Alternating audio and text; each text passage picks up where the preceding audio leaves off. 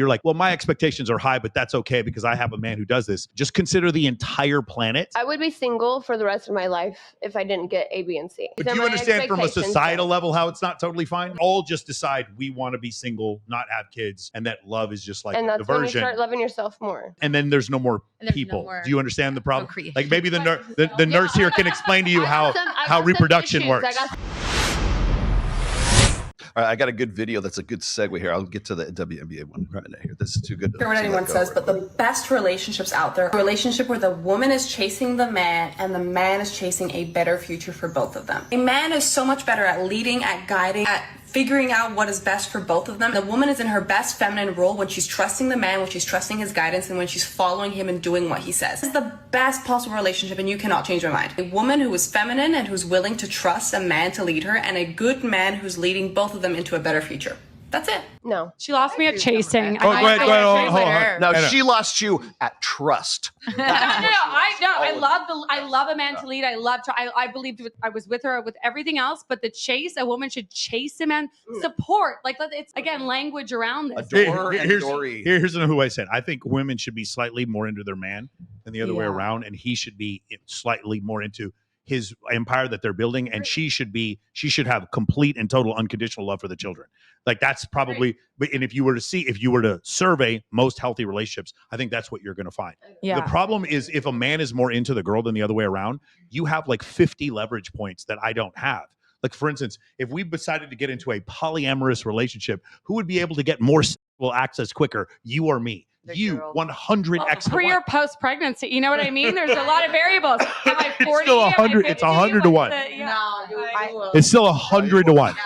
It's 100 to 1. Yeah, like I wouldn't say the word chase, but I definitely think that like the man has to be into the woman more. The only relationship I've ever had, I went up to him, and normally it's never that way. It's like 99% they always come up to you, but the only one is like I really wanted him more. Obviously it didn't work right now, but like it worked at the time, and it kind of was like I wanted him but he wanted me, but it was like we were working together, and I think that was so much better than him just wanting me, and I'm just like, well, I could have him or not, but it was like I was really into it more. So that's like the only way. You guys understand, I'm going to disabuse you of something. This idea that when men are too busy and they're successful and they're working really hard and women find that attractive when the guy's unavailable, I hear women say, no, that's just unhealed women. No, it's not. It's not just unhealed women. It's women. If a dude is successful and he is on his grind, women in general find that attractive. It's not this unhealed nonsense. Yeah, so that's the thing. That's why. So for me, it's like I need to do the things so that our kids can go to Oxford or Harvard. Yep. And while I'm doing those things, I need to lead this household. And if I'm leading this household, I need you to follow. And if you're going, and when you follow, that's incredible. And then when we have children, the delusionality that women have to get him in the best private school, to get him on the best PTA, or get him on the best baseball team, whatever. I need that. I need unrealistic, delusional protection for our offspring. Throw me in front of the train to save the kid. Whatever the you got to do. Unconditional love for the child. That to me, since that method has been working for, I don't know, the last 178 million years of mammalian evolution, I think that's probably the best way to go. I feel like I may be a little old school. My parents are super old, 70, 75. I feel like literally, I think it should be 50-50 with men and women loving each other. But I do believe men should be providers, period. They should be working their ass off to provide for the family, for their woman, for their children, whatever. The woman should also be working their ass off to provide comfort for the children, and also serving their man in the way. He retired his wife. If you're my girlfriend, you don't have to work. I don't agree with Well, I don't work. Yeah. But you don't work. But I make sure my man is happy. So like like as much as I love my man, I feel like he loves me as well, because we both have roles, and like I make sure damn well he is very much taken care of at home, and he makes sure that I am very much taken care of in other ways, financial, just everything. I think it's a big 50-50, and it's hard to find that. I want to be more emotionally aware after listening to you. I really want to work on that part emotional. It's not just emotional. I think it's in general. Lolo, can you help me I think it's in general intelligence. Like it doesn't have to be emotional. It's just like, I mean, men can be emotional too. Like I want to hear his problems. Let me explain. I'll break it down like this.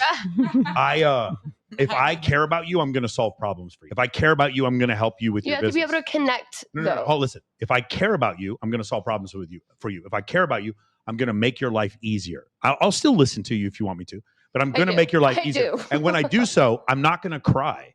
I'm probably not going to yell. I don't. But it doesn't mean. But if that's how I express love to people I care about, that's amazing. Just as valid as people yelling and crying and screaming. No, I don't want crying. I don't want that. Yes. I just want you to listen and give me that ear. I think the broader point is, you know, when a man's expressing love, like true commitment to his partner, it's not in the form of, and obviously we as women like it, you know, I love you, here's flowers, here's this. Sometimes it's, let me set you up in business, let me work harder, let me put my all into every single day because I love you and I see you as my I'm on it all. Well, you're asking a lot of one person. Well, I get it. Yeah. Like, out there. Men are human. Like Lauren is doing is looking at this from society's standpoint. Right. And you're looking for at it. And by the way, there's nothing wrong with this. You're looking at it from your standpoint. Of course. Do you understand? If you're like, well, my expectations are high, but that's okay because I have a man who does this. Just consider the entire planet. I would be single for the rest of my life if I didn't get A, B, and C. Yeah, that's totally fine. Right. Okay. But do you understand from a societal level how it's not totally fine? Of course. Do you understand? Well, no, yes, I do. Or do you want Skynet to show up and just nuke the planet? I would be single for the rest of my life. Do you understand? I would be single, and that's totally fine. Right, but we all just decide we want to be single, not have kids, and that love is just like and that's diversion. When you start loving yourself more. And then there's no more people. No more, do you understand the problem? procreation. Like maybe the nurse here can explain to you how reproduction works. I got some daddy issues that, you know, like it is what it is. I got daddy issues. She's like Thanos, and you just want half the people gone. That's what's gonna happen. It's okay. I can make all the babies. Okay. I think a big problem too is like, pass the baton. like nowadays, I feel like a lot of girls or women are, and I don't know if anybody will get offended by this, but I feel like they have an expectation in their mind that's not really realistic. And it's like, well, what are you bringing to the table? There's a lot of women that are out there and they have all these standards. They want a guy to do this, and that. And it's like, well, what are you bringing to the table?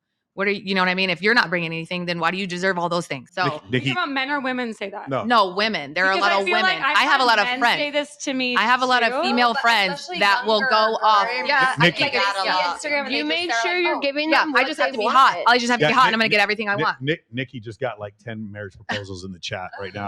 No, it's honestly. What do you? A woman asking, what do you bring to the table? It's really a big problem. And she's a nurse. She has a good job, and she's saying when you get home from work, you're in lingerie. You have dinner cooked. You have the house cleaned. I mean, like, you know what I mean? That a girl.